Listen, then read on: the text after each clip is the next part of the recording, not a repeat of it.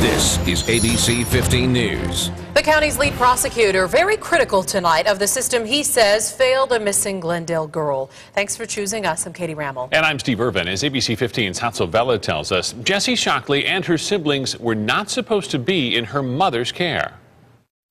We know that we missed the call that should have been made to safeguard Jhessey.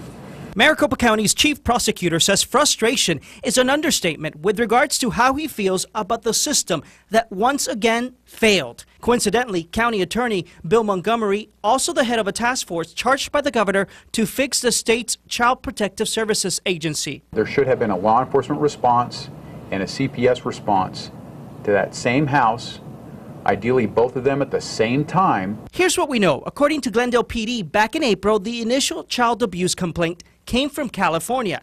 Initially, it was routed to Phoenix PD, which assigned it to their child crimes unit.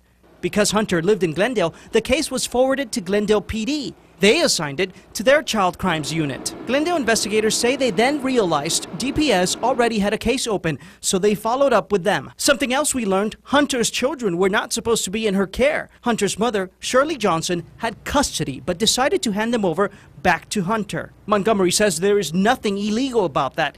It just doesn't make sense. With hindsight, we can certainly ask the rhetorical question, why in the hell would you do that? As for the investigation, he says they have new evidence and are looking for the best way to use that evidence to find appropriate charges. I will not tolerate a Casey Anthony-like result in Maricopa County.